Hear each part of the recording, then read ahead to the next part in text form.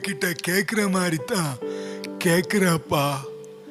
எனக்கு ஆயுசு காலம் முடிகிறதுக்கு முன்னாடி ஒரு யூதனுக்காவது சுவிசேஷத்தை சொல்லி அவனை உங்க பிள்ளையா மாத்தணும். அதுக்கு எனக்கு உதவி செய்யுங்கப்பா. இயேசுவின் நாமத்தில் ஜெபிக்கிறேன் பிதாவே, ஆமென். இப்படியாக பீட்டர் பல வருடங்களாக ஜெபித்துக் கொண்டிருந்தார். வழக்கம் போல அவர் மருத்துவமனை ஊழியத்திற்கு சென்றபோது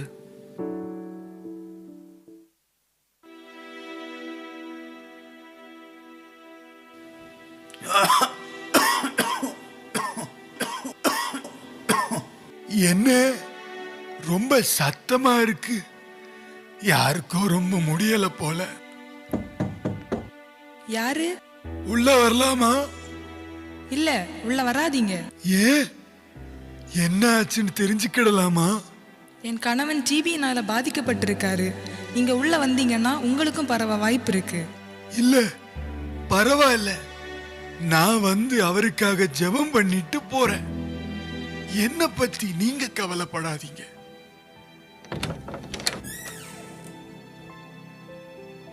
உங்களை பார்த்தா வெளியூர்காரங்க மாதிரி இருக்கு.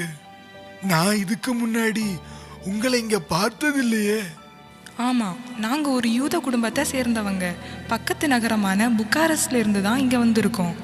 இதை கேட்ட பீட்டருடைய இருதயம் களி கூர்ந்தது.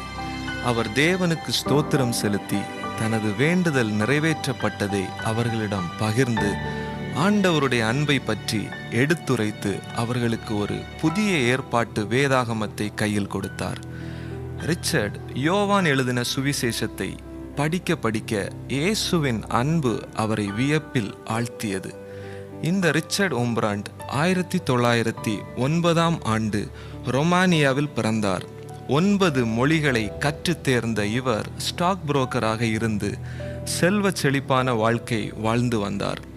ரிச்சர்டும் சபினாவும் மனம் முடித்த சில நாட்களிலேயே ரிச்சர்ட் டிபி நோயினால் பாதிக்கப்பட்டார். அச்சமயத்தில் ஐரோப்பியாவில் டிபி நோய் பரவி வந்தது. எனவே அவர்கள் பிராசோவ் என்கிற கிராமத்திற்கு செல்ல திட்டமிட்டனர். அங்குதான் ரிச்சர்ட் பீட்டரை சந்திக்க நேரிட்டது. இந்த சந்திப்பில்தான் ரிச்சர்ட் தன் வாழ்க்கையை தேவனுக்கு ஒப்பு கொடுக்கிறார்.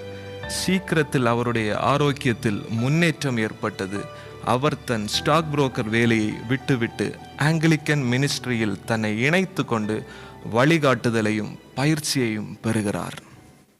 அவர்கள் இருவரும் சுவிசேஷத்தை அறிவிப்பதில் மிகுந்த ஆர்வம் கொண்டிருந்தனர். இதற்கிடையில் போரை குறித்த புரளி நாடு முழுவதும் பரவிக்கொண்டிருந்தது. இந்நேரத்தில் இவர்களது சுவிசேஷம் பதற்றமும் திகிலும் அடைந்த மக்களுக்கு ஆறுதலை அளித்தது. இவ்வாறாக இவர்கள் தொடர்ந்து ஊழியம் செய்து கொண்டிருந்தார்கள். இதற்கிடையில் போர் துவங்கினது. கம்யூனிஸ்ட கொள்கை கொண்ட ரஷ்ய இராணுவம் ரொமானியாவை கைப்பற்றியது. எல்லா மத கூடுகைகளும் ரத்து செய்யப்பட்டது. இருப்பினும் அவர்கள் தங்கள் ஊழியத்தை பரிசுத்த ஆவியானவரின் வழிகாட்டுதலுடன் தொடர்ந்து கொண்டிருந்தனர். பிறந்த நாள் கொண்டாட்டம் என்ற பெயரில் எல்லா ஞாயிற்றுக்கிழமைகளிலும் சிறுவர்களை கூடி வர செய்து பிறந்த நாள் கொண்டாடி ஆண்டவருடைய அன்பையும் பற்றி அவர்களுக்கு எடுத்துரைத்து வந்தனர். கைப்பிரதிகளும் வேதாகமங்களும் தடை செய்யப்பட்டிருந்த நிலைமையிலும் சுவிசேஷம் எல்லாருக்கும் சென்றடைய வேண்டும் என்று சாமர்த்தியமாக செயல்பட்டார். கைப்பிரதிகளையும் வேதாகமங்களையும் கம்யூனிஸ்ட் புரோபகண்டா என்ற தலைப்பில் வழங்கி வந்தார். இவர் ரஷ்யாவிற்கு கைப்பிரதிகளையும் வேதாகமத்தையும் திட்டமிட்டு கடத்தி சென்றார். ஒருமுறை ரிச்சர்டும் அவரது மனைவியும் காங்கிரஸ் ஆஃப் த கல்ஸ் என்ற மதங்களின் கூட்டமைப்பு மாநாட்டில் கலந்து கொண்டார்கள். இது நாடு முழுவதும் ஒளிபரப்பு செய்யப்பட்டது. அதில் ஒவ்வொரு குருவும் போதகரும் கம்யூனிச அரசாங்கத்தால் எப்படி தங்கள் வாழ்க்கையில் மாற்றம் ஏற்பட்டது மற்றும் என்னென்ன சுதந்திரங்கள் தாங்கள் அனுபவிக்கின்றனர் என்று மேடையில் பேசிக் கொண்டிருந்தனர். அந்நேரத்தில் என்ன நடக்குது பாத்தீங்களா? இவங்க எல்லாரும் அவங்க வாய் கூசாம இவங்களை இப்படி புகழ்ந்து பேசுறாங்க. இவங்க நமக்கு செஞ்ச எல்லாத்தையும்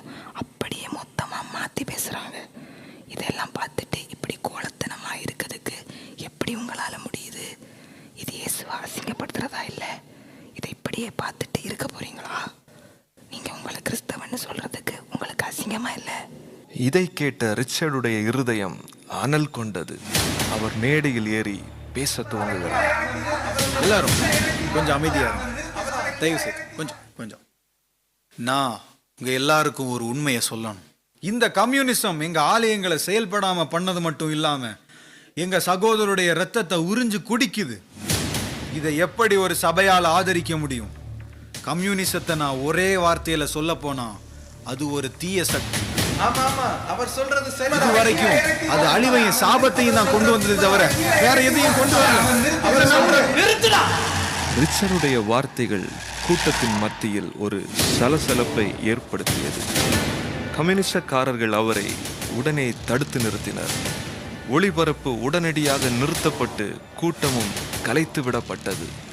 இவருடைய இந்த செயல் கம்யூனிஸ்டக்காரர்களிடையே கோபத்தை ஏற்படுத்தியது. இதிலிருந்து கம்யூனிஸ்ட் அரசாங்கம் இவர் மேல் ஒரு கண் வைத்தது.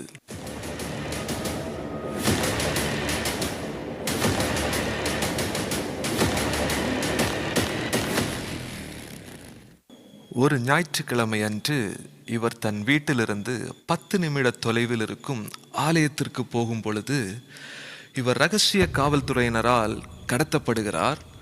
சபினாவிற்கு அவர் எங்கே இருக்கிறார் என்ற ஒரு தகவல் கூட கிடைக்கவில்லை. அவர் மரித்துவிட்டார் என்றும் அவரின் நல்லடக்கத்திற்கு தாங்கள் சென்று வந்ததாகவும் அநேகர் வந்து சபினாவிடம் கூறினார். சபினாவிற்கும் இனி ரிச்சர்டை பார்க்க முடியாது என்ற எண்ணம் நினைவில் பதிந்து விட்டது. சபினாவும் தன் மகன் மீகாவை ஆண்டவருக்குள் உறுதியாயிருக்கும்படிக்கு நம்பிக்கை ஊட்டி வளர்த்தாள்.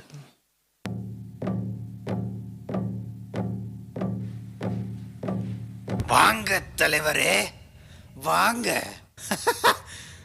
உட்காருங்க.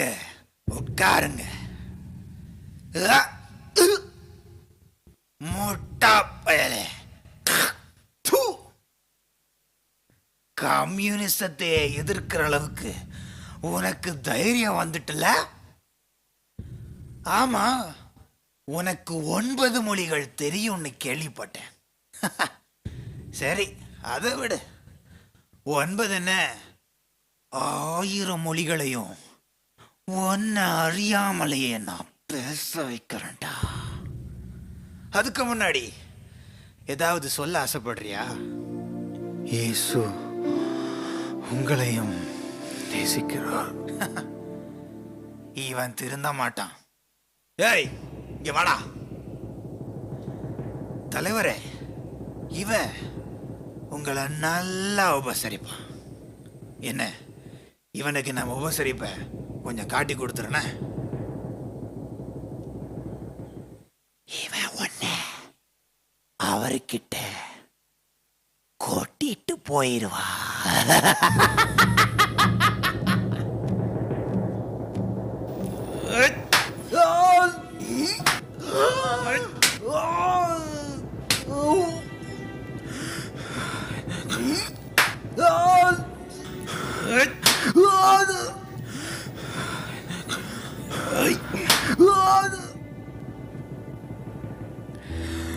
தலைவரே, அவன் என்ன செஞ்சாலும் அசர மாட்டேங்கிறான். நான் சொல்றத நல்லா கேட்டுக்கோ. எப்படி ஒரு கோழியோட தலைய அறுக்கும்போ அது துடியா துடிக்குமோ, அதே மாதிரி இவனை துடிக்கவை. முட்டா பயல, என்னடா சொன்ன? இயேசுவா? உனக்கு இயேசு கேக்குது? இயேசு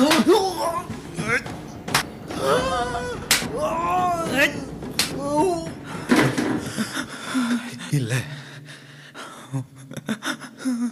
இயேசுவை நான் மறுதலிக்க மாட்டேன். ஒரு இருட்டு அறையில் காலை 5 மணி முதல் இரவு 10 மணி வரைக்கும் பல நாட்களாக கம்யூனிசம் நல்லது என்கிற சத்தம் ஒரு ஒளிபெருக்கியின் மூலமாய் அவருக்கு தொடர்ந்து கொடுக்கப்பட்டது. இதனால் அவர் மனநிலை உருக்குலையும் என எதிர்பார்த்தனர். கண்களை மூடக்கூட அவர் அனுமதிக்கப்படவில்லை. தலை சாய்க்கவும் அவருக்கு இடமில்லை. அசையாமல் ஒரே இடத்திலேயே அவரை உட்கார வைத்தனர். 3 மாதத்தில் 40 கிலோ குறைந்து விட்டார். தினமும் ஒரே ஒரு பிரெட் மட்டும்தான் உணவாக வீசப்பட்டது. இருப்பினும் ஆண்டவரை அவர் இருதயம் துதித்து கொண்டிருந்தது. பல நாட்கள் இவ்வாறு கழிந்தன. ஒரு நாள்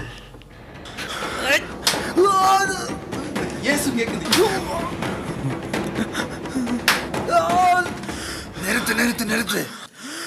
ஐயோ, என் தலைவரை யாரா இப்படி அடிச்சது? தலை வலிக்குதா? தலை ரொம்ப அடிச்சிட்டாங்களா? உனக்கு நான் ஒரு நல்ல செய்திய கொண்டு வந்திருக்கேன். இதுதான் அந்த நல்ல செய்தி. நல்லா பார்த்துக்கோ.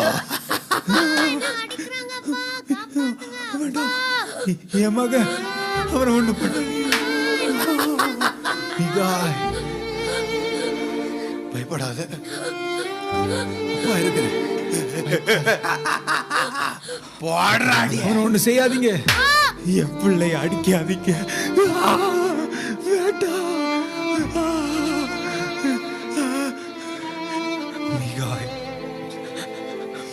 இப்பமாவது ஒத்துக்கிறியா?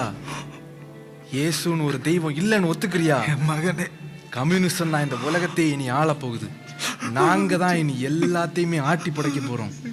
கம்யூனிசம் தான் எல்லாமே, புரிஞ்சுதா?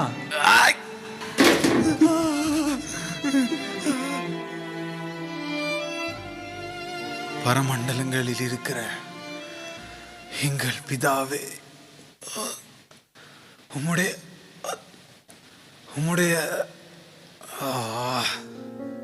இயேசுவே, நான் உம்மை நேசிக்கிறேன். அழைப்பின் சத்தம் கேட்டு நானும் ஆயத்தமாகிடுவே.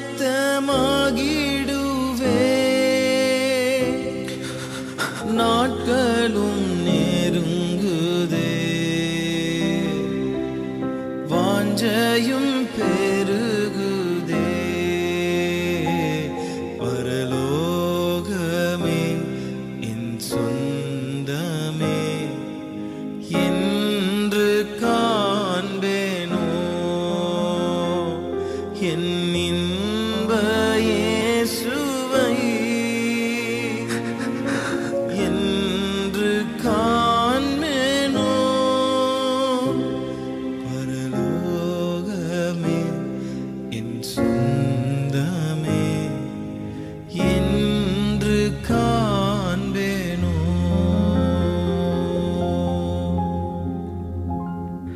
இதற்கிடையில் சபினாவும் இரகசிய காவல்துறையால் கடத்தப்பட்டு சிறையில் அடைக்கப்படுகிறாள். அந்த சிறையில் கைதிகள் கடுமையான வேலைகளுக்கு உட்படுத்தப்படுகின்றனர். அவர்களுக்கு மாற்று வஸ்திரம் கொடுக்கப்படவில்லை. பலவித சித்திரவதைகளுக்கு உட்படுத்தப்பட்டனர். அந்த சிறையிலிருந்து பெண்கள் தங்கள் பசியை போக்குவதற்கு மரக்கிளைகளையும் புல்லுகளையும் சாப்பிட்டு வந்தனர். அவள் இருந்த சிறைச்சாலையை சுற்றி பிள்ளைகளின் கூக்குரல் சத்தத்தை கேட்க பண்ணினார்கள்.